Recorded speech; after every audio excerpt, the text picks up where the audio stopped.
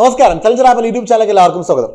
Current affairs series നമ്മൾ ഇന്നലെ start ചെയ്തു. ചരിത്രവുമായി ബന്ധപ്പെട്ടിരിക്കുന്ന 15 ചോദ്യങ്ങൾ നമ്മൾ ഓൾറെഡി പഠിച്ചു കഴിഞ്ഞു.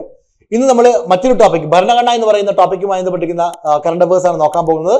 2023 പ്രധാനമായിട്ടും 2024 തുടക്കത്തിലെ കറണ്ട് അഫയേഴ്സും ഒക്കെ ഈ ഒരു ടോപ്പിക്കുമായി ബന്ധപ്പെടുന്നുണ്ടെങ്കിൽ അത് നമ്മൾ ഡിസ്കസ് ചെയ്യുന്നതായിരിക്കും. ഓക്കെ, അപ്പോൾ എല്ലാ ഉദ്യോഗാർത്ഥികളും ഇന്നലത്തെ വീഡിയോ വാച്ച് ചെയ്തെന്ന് വിചാരിക്കുന്നു. ഇന്നലെ വാച്ച് ചെയ്തതിന് ശേഷം മാത്രം ഇന്നത്തെ ക്ലാസ് വാച്ച് ചെയ്യാം. ഓക്കെ, നമ്മുടെ ചാനൽ ആരെങ്കിലും സബ്സ്ക്രൈബ് ചെയ്യാൻ വിട്ടുപോയിട്ടുണ്ടെങ്കിൽ ഇപ്പോൾ തന്നെ സബ്സ്ക്രൈബ് ചെയ്യുക. ബെല്ലൈക്കൺ പ്രസ് ചെയ്തുകൊണ്ട് നോട്ടിഫിക്കേഷൻ എനേബിൾ ചെയ്ത് കഴിഞ്ഞാൽ ഇത്തരത്തിൽ നമ്മൾ അപ്ലോഡ് ചെയ്യുന്ന വീഡിയോസ് അതേ സമയത്ത് ലഭിക്കുന്നതായിരിക്കും. നമുക്ക് ക്ലാസ്സിലോട്ട് കിടക്കാം.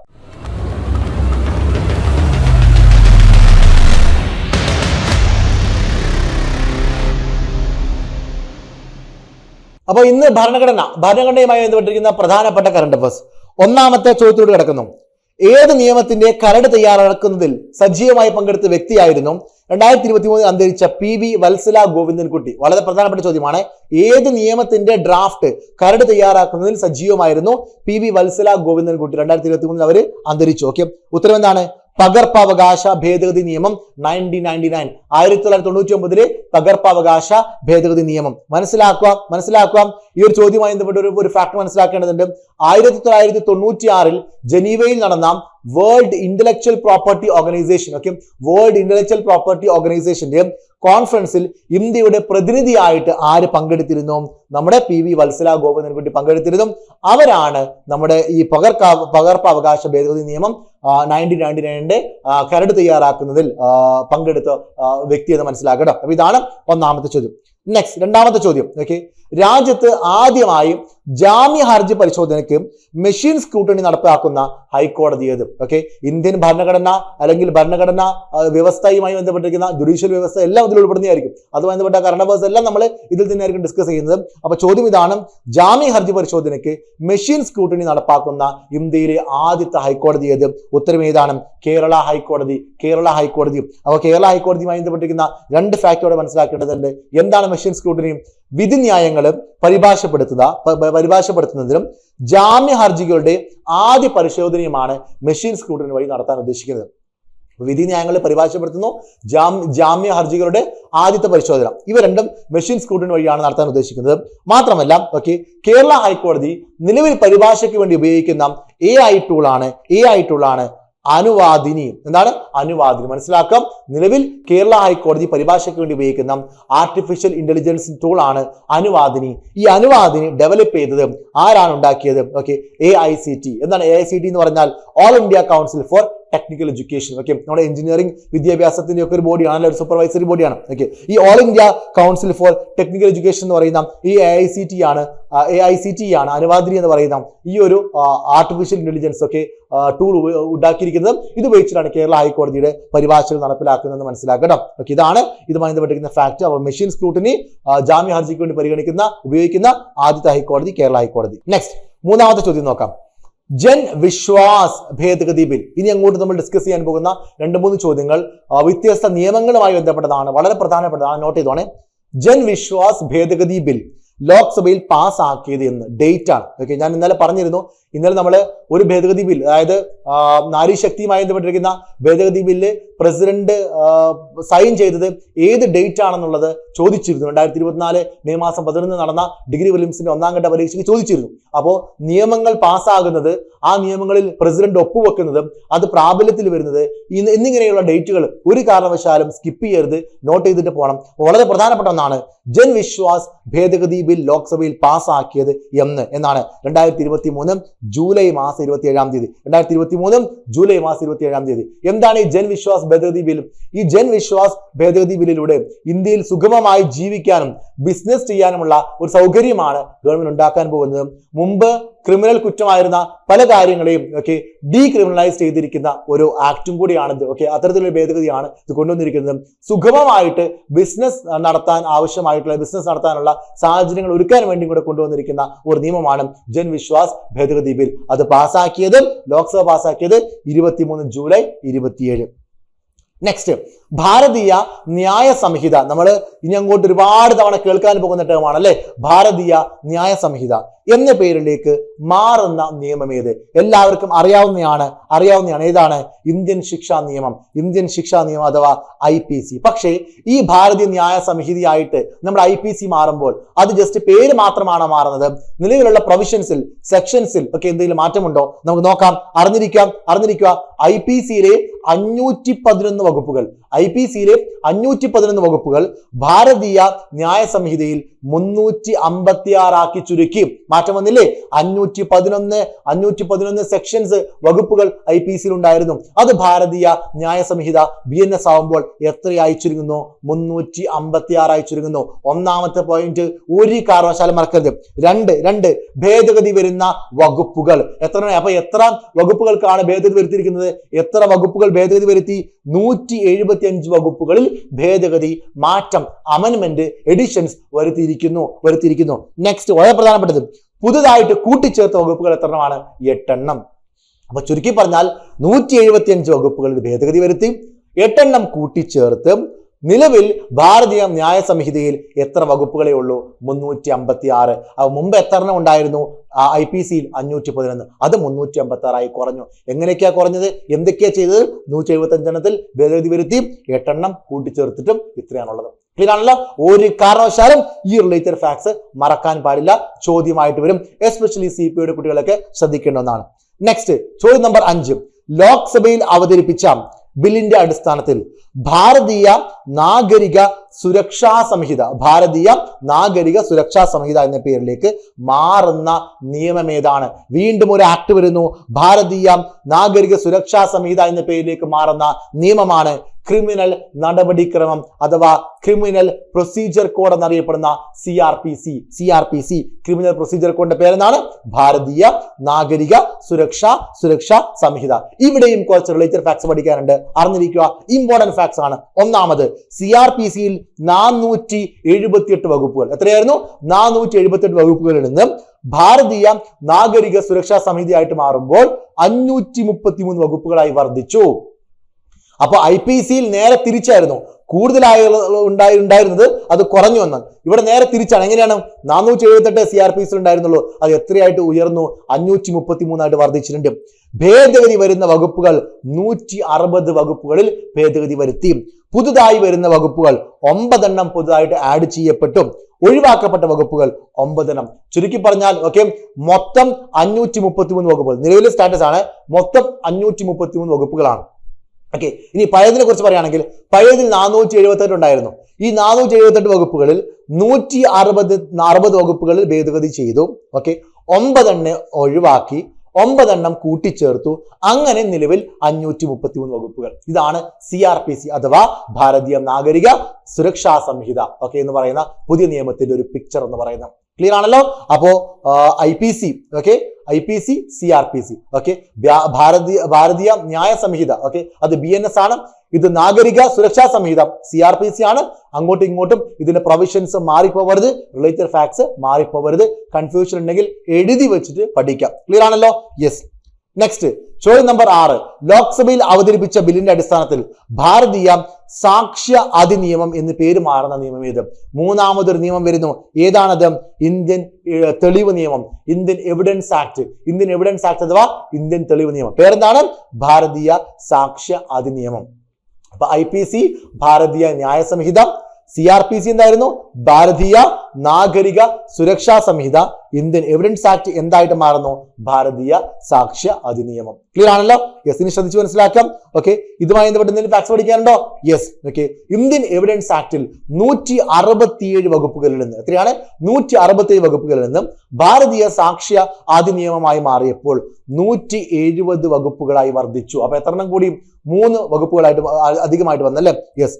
ഭേദഗതി വരുന്ന വകുപ്പുകൾ 27 വകുപ്പുകളിൽ മാറ്റം വരുത്തിയിട്ടുണ്ട്. നിലവിലുള്ള പ്രൊവിഷൻസിൽ നിന്ന് 27 എണ്ണം മാറ്റം വരുത്തി. എന്തെങ്കിലും കൂട്ടിച്ചേർത്തിട്ടുണ്ടാവാം, എന്തെങ്കിലും ഒഴിവാക്കിയിട്ടുണ്ടാവാം, ഏതോ തരത്തിലുള്ള അമെൻമെന്റ്സ് വരുത്തി. പുതുതായിട്ട് വരുന്ന വകുപ്പുകൾ എത്രമാണ്? പുതുതായിട്ട് വരുന്ന വകുപ്പുകൾ 1. ഒഴിവാക്കപ്പെടുന്ന വകുപ്പുകൾ 5 എണ്ണം. പുതുതായിട്ട് വരുന്ന വകുപ്പുകൾ 1, ഒഴിവാക്കപ്പെടുന്ന വകുപ്പുകൾ 5 എണ്ണം. മനസ്സിലാക്കാം. 167 വകുപ്പുകളിൽ നിന്ന് നിലവിൽ 170 വകുപ്പുകളാക്കി മാറ്റിയിട്ടുണ്ട്. അതിൽ 27 എണ്ണത്തിൽ ഭേദഗതി വരുത്തിയിട്ടാണ് ഇങ്ങനെ ചെയ്തിരിക്കുന്നത്. ഒരു പുതിയ വകുപ്പാണ് പുതുതായിട്ട് ആഡ് ചെയ്തിരിക്കുന്നത്. 5 എണ്ണമാണ് നിലവിലുള്ളതിൽ നിന്ന് ഒഴിവാക്കിയിരിക്കുന്നത് എന്നും കൂടെ അറിഞ്ഞിരിക്കുക കേട്ടോ. മറക്കല്ലേ ഈ 3 എണ്ണത്തിന്റെയും സ്റ്റാറ്റ്സ്, 3 എണ്ണത്തിന്റെയും ഈ ഒരു റിലേറ്റഡ് ഫാക്ട്സ് ഒരു കാരണവശാലും മറക്കരുത്, മാറിപ്പോവരുത്. വേറെ പേജിൽ തന്നെ എഴുതി ഭംഗിയായിട്ട് പഠിക്കാൻ വേണ്ടി ശ്രമിക്കാം. നെക്സ്റ്റ് ചോദ്യം നമ്പർ 7. 2023 കോമൺവെൽത്ത് പാർലമെന്റ് അസോസിയേഷന്റെ സമ്മേളനത്തിന് വേദിയാകുന്ന രാജ്യം ഏതാണ്? ഉത്തരം ഘാന.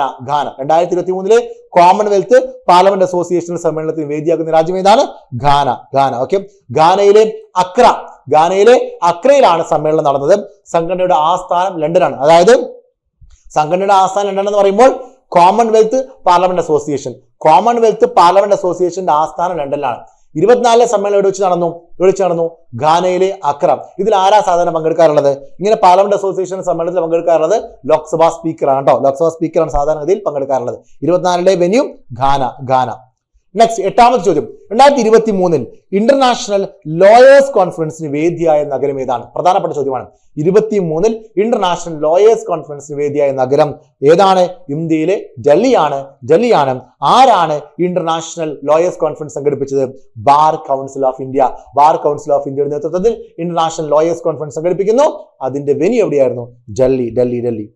നെക്സ്റ്റ് ചോദ്യം നമ്പർ 9. 2023 ഒക്ടോബറിൽ ഇന്ത്യയുമായി സാമൂഹിക സുരക്ഷാ കരാറിൽ ഒപ്പുവെച്ച രാജ്യം ഏതാണ്? ഇന്ത്യയുമായിട്ട് സാമൂഹിക സുരക്ഷാ കരാറിൽ ഒപ്പുവെച്ച രാജ്യമാണ് അർജന്റീന. എന്താണ് ഈ സാമൂഹിക സുരക്ഷാ കരാറിന്റെ പ്രത്യേകത അല്ലെങ്കിൽ ഇതിന്റെ പ്രൊവിഷൻസ് എന്താണ് മനസ്സിലാക്കുക. ഇതിന്റെ ലക്ഷ്യം എന്ന് പറയുന്നത് അർജന്റീനയിൽ ജോലി ചെയ്യുന്ന ഇന്ത്യൻ പൗരന്മാരുടെയും ഇന്ത്യയിൽ ജോലി ചെയ്യുന്ന അർജന്റീനൻ പൗരന്മാരുടെയും അവകാശങ്ങൾ ഉറപ്പുവരുത്തുക. അപ്പോൾ ഇന്ത്യ അർജന്റീന തമ്മിൽ ഒരു മ്യൂച്വൽ അണ്ടർസ്റ്റാൻഡിംഗ് ആണ്, ഒരു മ്യൂച്വൽ അഗ്രിമെന്റ് സൈൻ ചെയ്യുന്നു. 2 രാജ്യങ്ങളിലും വർക്ക് ചെയ്യുന്ന 2 രാജ്യങ്ങളുടെയും പൗരന്മാർക്ക് അവർക്ക് അവരുടെ അവകാശം ഉറപ്പുവരുത്താൻ വേണ്ടി സൈൻ ചെയ്തതാണ് ഈ അഗ്രിമെന്റ് എന്ന് മനസ്സിലാക്കാം. അർജന്റീനയും ഇന്ത്യയും 2023 ഒക്ടോബർ മാസത്തിൽ ഒരു സാമൂഹിക സുരക്ഷാ കരാറിൽ ഒപ്പുവെച്ചു. Okay, next question number 10.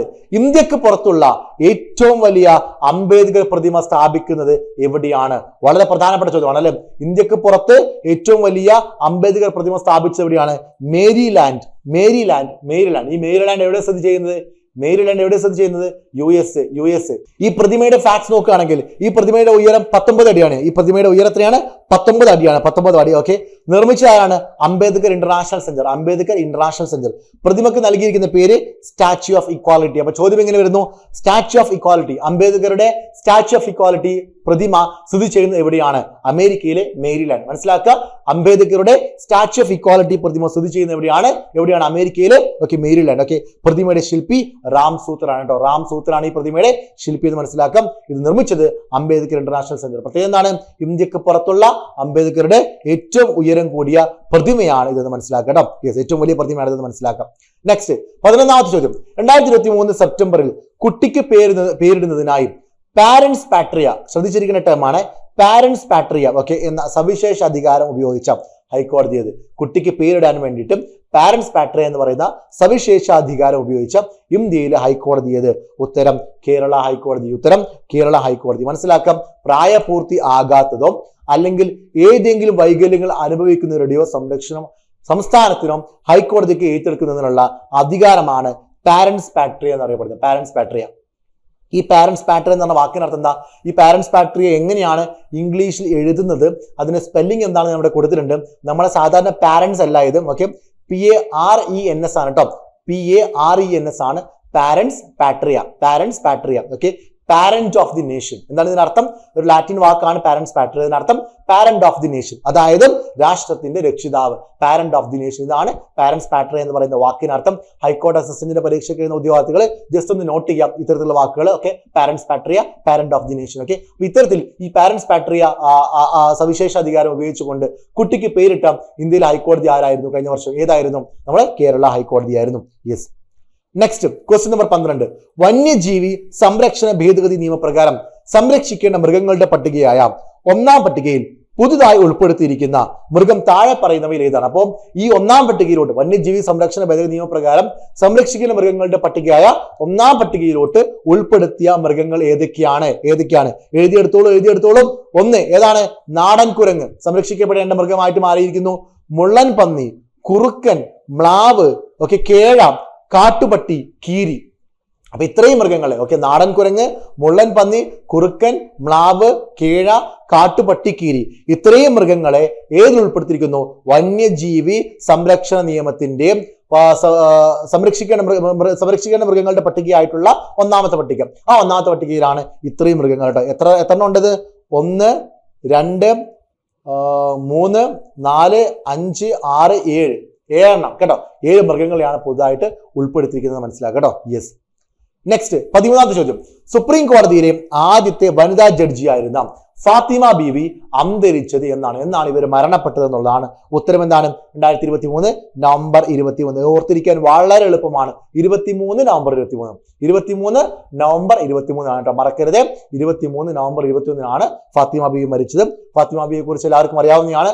1927 April മാസം 30-ാം തീയതിയാണ് ഫാത്തിമ ബീവി ജനിച്ചത്. അവരുമായി ബന്ധപ്പെട്ട് അറിഞ്ഞിരിക്കേണ്ട 2 PSC ഫാക്ട്സ് ഉണ്ട്. ഒന്ന്, തിരുവിതാംകൂറിൽ നിയമബിരുദം നേടിയ ആദ്യത്തെ മുസ്ലിം വനിതയാണ് ജസ്റ്റിസ് ഫാത്തിമ ബീവി. തിരുവിതാംകൂറിൽ നിയമബിരുദം കരസ്ഥമാക്കുന്ന ആദ്യത്തെ മുസ്ലിം വനിത ആരാണ്? ജസ്റ്റിസ് ഫാത്തിമ ബീവി. രണ്ടാമത്തെ പോയിന്റ് എന്താണ്? ഗവർണർ സ്ഥാനത്തെത്തിയ ആദ്യ മലയാളി വനിത ആരാണ്? ജസ്റ്റിസ് ഫാത്തിമ ബീവി. മൂന്നാമത്തെ പോയിന്റ് എന്താണ്? സുപ്രീം കോടതിയിലെ ആദ്യത്തെ വനിതാ ജഡ്ജി ആരായിരുന്നു? ഫാത്തിമ ബീവി. ഈ 3 പോയിന്റ്സ് ആണ് നിങ്ങൾ ഫാത്തിമ ബീവിയുമായി ബന്ധപ്പെട്ട് നിങ്ങൾ PSC ഓറിയന്റഡ് ആയിട്ട് പഠിക്കേണ്ടത്. ആ കൂട്ടത്തിലൂടെ അവരുടെ ആ ഒരു മരിച്ച ഡേറ്റും കൂടെ ഓർത്തിരിക്കാം. 23 നവംബർ 23 കേട്ടോ. യെസ്. നെക്സ്റ്റ് 2023 ഡിസംബറിൽ വിജ്ഞാപനം ചെയ്ത രാജ്യത്തെ പൂർണ്ണമായും സ്ത്രീലിംഗത്തിൽ എഴുതിയ ആദ്യ നിയമം ഏതാണ്? വളരെ പ്രധാനപ്പെട്ടതാണ്. രാജ്യത്തെ പൂർണ്ണമായിട്ടും സ്ത്രീലിംഗത്തിൽ എഴുതിയ ആദ്യ നിയമം ഏതാണ്? നിയമം ഏത് സംസ്ഥാനമാണ്? അതോ പാർലമെന്റ് പാസാക്കിയതാണോ? നോക്കാം. ഉത്തരം കേരള പൊതുജനാരോഗ്യ നിയമം 2023. വർഷങ്ങളായിക്കൊണ്ട് കാത്തിരുന്ന നിയമമാണ് കേരള പൊതുജനാരോഗ്യ നിയമം 2023. ഈ നിയമത്തിന്റെ പ്രത്യേകത, ഈ നിയമത്തിലുള്ള ഓരോ പ്രൊവിഷൻസും, ഈ നിയമത്തിലുള്ള എല്ലാ വിശേഷണങ്ങളും സ്ത്രീലിംഗത്തിലാണ് എഴുതിയിരിക്കുന്നത്. ഇതാണ് ഈ നിയമത്തെ മറ്റുള്ള നിയമങ്ങളിൽ നിന്ന് വ്യത്യസ്തമാക്കുന്നത്. ഇത് സ്ത്രീകൾക്ക് വേണ്ടിയുള്ള നിയമമാണെന്ന് തെറ്റിദ്ധരിക്കരുത്. ഈ നമ്മൾ സാധാരണ എഴുതുന്ന സമയത്ത് സാധാരണ എല്ലാം ആണെങ്കിൽ നമ്മൾ പുല്ലിംഗത്തിലാണ് എഴുതാറല്ലേ?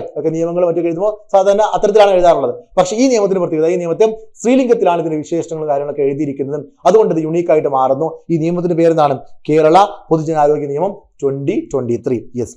നെക്സ്റ്റ്, ഇന്ത്യയിലെ ഏറ്റവും പഴക്കമുള്ള അന്യായത്തിന്, ഇമ്പോർട്ടന്റ് ക്വസ്റ്റ്യൻ ആണ്. ഇന്ത്യയിലെ ഏറ്റവും പഴക്കമുള്ള അന്യായത്തിന് തീർപ്പ് കൽപ്പിക്കപ്പെട്ടത് ഏത് ഹൈക്കോടതിയിലാണ്? എത്ര വർഷം പഴക്കമുള്ളതെന്ന് അറിയാമോ? 70-ൽ കൂടുതൽ വർഷം. കൽക്കത്ത ഹൈക്കോടതിയും കൊൽക്കത്ത ഹൈക്കോടതിയും 72 വർഷം പഴക്കമുള്ള ഒരു കേസ് 2023 ജാനുവരിയിൽ തീർപ്പ് കൽപ്പിച്ചു. എന്താണ് ഈ കേസിന്റെ പ്രത്യേകത? ഈ കേസ് എന്തുമായി ബന്ധപ്പെട്ടിരിക്കുന്നു? ബർഹാംപൂർ ബാങ്ക്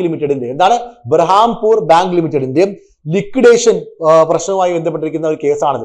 ബർഹാംപൂർ ബാങ്ക് ലിമിറ്റഡിന്റെ ലിക്വിഡേഷനുമായി ബന്ധപ്പെട്ടിരിക്കുന്ന ഒരു കേസാണ്. ആ കേസിനും 72 വർഷത്തിന് ശേഷം അതിനെ തീർപ്പ് കൽപ്പിച്ചിരിക്കുന്നു. ഏത് കോടതിയും? കൊൽക്കത്ത ഹൈക്കോടതി എന്ന് മനസ്സിലാക്കണം. അപ്പോ ഇന്ത്യയിൽ ഏറ്റവും പഴക്കമുള്ള അന്യായത്തിന് തീർപ്പ് കൽപ്പിക്കപ്പെട്ടത് ഏത് ഹൈക്കോടതിയാണ്? കൊൽക്കത്ത ഹൈക്കോടതി. 16ാമത്തെ ചോദ്യം. അർഹരായവർക്ക് സൗജന്യമായി നിയമസഹായം നൽകുന്നതിനായി Kerala state legal services authority 2023 ജാനുവരിയിൽ ആരംഭിച്ച സംരംഭം ഏതാണ്? ഇതിന് അപ്പൊ ആദ്യം മനസ്സിലാക്കേണ്ടത് ആരാണ് തുടങ്ങിയെന്നുള്ളതാണ്. Kerala state legal services authority 2023 തുടങ്ങിയ സംരംഭത്തിന്റെ പേരെന്താണ്? LADCS, which means Legal Aid Defense Council System. Legal Aid Defense Council System. Legal aid defence council system ആരംഭിച്ചത് KELSA, Kerala legal services authority. ആർക്ക് വേണ്ടിയിട്ടാണ്?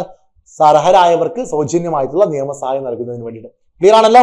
അപ്പൊ ഇത്രയും ഫാക്ടുകളാണ് നമ്മൾ ഭരണഘടന എന്ന് പറയുന്ന ഈ ഒരു ടോപ്പിക്കുമായി ബന്ധപ്പെട്ട് ഡിസ്കസ് ചെയ്യുന്നത്. ഒരു പക്ഷേ ഇതിന് 2ാം ഭാഗം വന്നേക്കാം, അല്ലെങ്കിൽ നമ്മൾ മറ്റൊരു ടോപ്പിക്കുമായിട്ട് നാളെ വീണ്ടും വരുന്നതായിരിക്കും. അപ്പൊ എന്തായാലും ഈ 2 ക്ലാസ്സിലും എല്ലാവരും വാച്ച് ചെയ്യുക. എല്ലാ ചോദ്യങ്ങളും അതിന് ഉത്തരങ്ങളും അതിന് റിലേറ്റഡ് ഫാക്ട്സും എഴുതിയെടുക്കാം. വരും ദിവസങ്ങളിലും ബാക്കിയുള്ള സബ്ജക്റ്റുമായി ബന്ധപ്പെട്ട ടോപ്പിക്കുമായി ബന്ധപ്പെട്ട കറണ്ട് അഫയേഴ്സ് നമ്മൾ ഡിസ്കസ് ചെയ്യുന്നതായിരിക്കും. Thank you. ബൈ.